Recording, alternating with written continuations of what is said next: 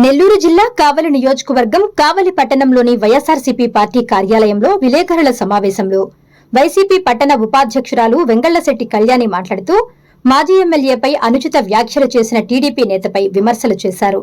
గతంలో వైసీపీ అధికారంలో ఉన్నప్పుడు పదవులు డబ్బులు సంపాదించుకుని మాజీ ఎమ్మెల్యేపై అనుచిత వ్యాఖ్యలు చేస్తావా?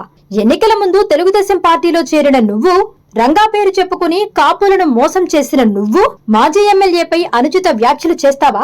మాజీ ఎమ్మెల్యే గురించి మాట్లాడే స్థాయి నీది కాదు. ఇంకోసారి మాజీ ఎమ్మెల్యే గురించి అనుచిత వ్యాఖ్యలు చేస్తే తాట తీస్తామని టీడీపీ నాయకులను హెచ్చరించారు.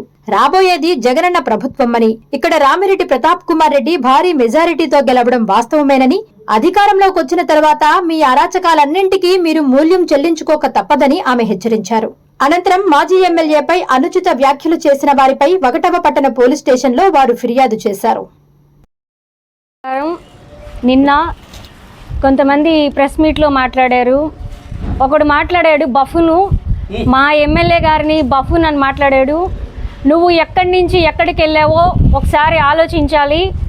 మేము ఒకటే అడుగుతున్నాము, అధికార పార్టీలో ఉండి నువ్వు సంపాదించుకొని ఇక్కడ పదవులు అనుభవించి నువ్వేమైనా కూటమి ప్రభుత్వం కష్టపడి పనిచేసావా?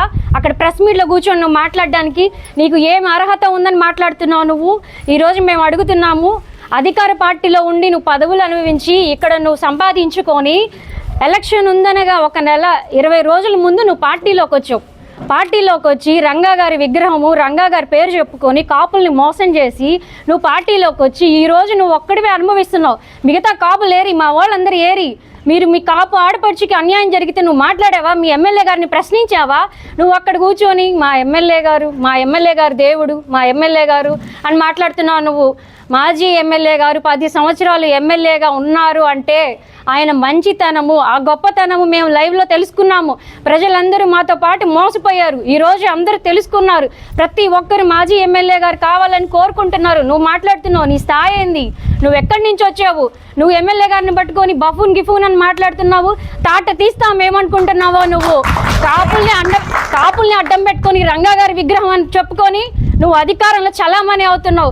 ఈ రోజు అధికారంకి వచ్చి ఎన్ని నెలలు అవుతుంది? ఈ రోజు నువ్వేమైనా పార్టీ కోసం ఏమైనా చేసావా? ఎక్కడైనా కనిపించావా? ఏమైనా కార్యక్రమాలు చేసావా? మా కాపుల కోసం ఏమైనా చేసావా? ఏం చేసావు నువ్వు? ఏం చేయకుండా అక్కడ కూర్చొని కిండలుగా ఎగస్టాలుగా మాట్లాడుతున్నావు. నువ్వు మాట్లాడితే ఇక్కడ ఎవరు భయపడిపోరు. ఇక్కడ ప్రజలందరూ గమనిస్తూ ఉన్నారు. నువ్వేమనుకుంటున్నావు? నువ్వు అసలు ఒకటే చెప్తున్నాము, మా ఎమ్మెల్యే గారు ఏం మాట్లాడారు? మనీ స్కాము 600 కోట్లు స్కామ్ జరిగింది అన్నారు. ఆ స్కామ్ గురించి సమాధానం చెప్పమన్నారు. నువ్వు అది వదిలేసి ఏదేదో మాట్లాడుతున్నావు. నిజంగా స్కామ్ జరగలేదా? ఎంతోమంది డబ్బులు పోగొట్టుకున్నారు. మా కాపు నాగిశెట్టి రమేష్ ఎంతో డబ్బులు ఆ స్కామ్లో డబ్బులు కట్టి ఆరోగ్యంగా మానసికంగా కుంగిపోయి చనిపోయాడు. చిన్న వయసులో చనిపోయాడు. వాళ్ళ కుటుంబానికి ఆదరవు ఏది? మీరేమైనా చేశారా? మీ ప్రభుత్వం ఏమైనా చేసిందా? ఏమైనా పట్టించుకున్నారా? ఎంతోమంది ఉద్యోగస్తులు పిల్లల చదువుల కోసము, పెళ్ళిళ్ళ కోసము ఆ స్కామ్లో ఎంతోమంది డబ్బులు కట్టారు. నిరుపేదలు కూలీ చేసుకునే వాళ్ళు ఆ స్కామ్లో డబ్బులు పోగొట్టుకున్నారు. 600 కోట్ల స్కామ్ జరిగితే ఆ సుబానిని తీసుకుని వెళ్ళి ఇంట్లో కూర్చోబెట్టుకొని మీరు రాజకీయం చేసి దాంట్లో 100 కోట్లు మీరు లబ్ధి పొంది ఈరోజు దాని గురించి మాట్లాడకుండా చీప్గా ప్రతాప్ కుమార్ రెడ్డి గారు అని మాట్లాడుతున్నావు. నేను ఒకటే చెప్తున్నా, నువ్వేమైనా ప్రతాప్ కుమార్ రెడ్డి గారు నచ్చకుండా అధికారం పార్టీలో నుంచి నువ్వు వెంటనే ఏమైనా బయటికి వెళ్ళిపోయావా? ప్రతిపక్షంలో నువ్వేమైనా ధర్నాలు చేసావా? నువ్వేమైనా కార్యక్రమాలు చేసావా? ఏం చేసావు నువ్వు ప్రతిపక్షంలో నుండి?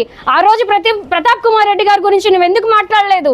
ఈ రోజు నువ్వు అక్కడ కూర్చొని మాట్లాడితే ఎవరు వినేవాళ్ళు లేరు. ఒకటే చెప్తున్నావు, అడిగిన దానికి మాత్రం సమాధానం చెప్పండి. సమాధానం చెప్పలేకపోతే పక్కకి వెళ్ళిపోండి.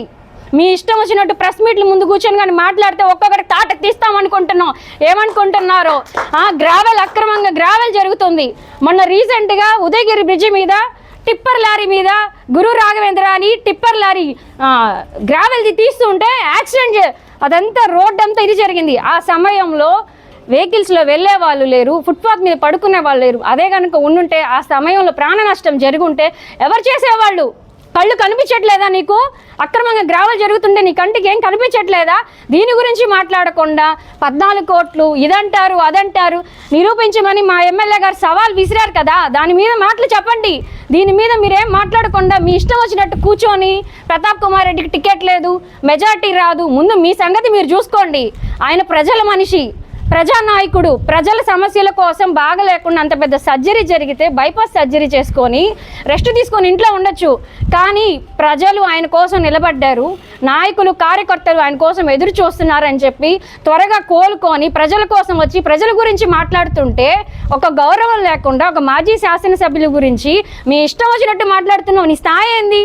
నువ్వేంది కూర్చొని ఏం ప్రతాప్ రెడ్డి అని మాట్లాడుతున్నావు? ప్రతాప్ రెడ్డి గారి గురించి మాట్లాడే స్థాయి అనేది? నువ్వు ఎక్కడి నుంచి వచ్చావు? నువ్వేమైనా లోకల్వే నువ్వు? ఒకటే చెప్తున్నావు, రామిరెడ్డి ప్రతాప్ కుమార్ రెడ్డి గారు 2029లో గుర్తుపెట్టుకోండి, పైన మా జగనన్న సునామీ లాగా వస్తారు, ఇక్కడ మా ప్రతాప్ కుమార్ రెడ్డి గారు బంపర్ మెజారిటీ గెలుస్తారని నేను తెలియజేస్తున్నాను. Please subscribe SS News AP.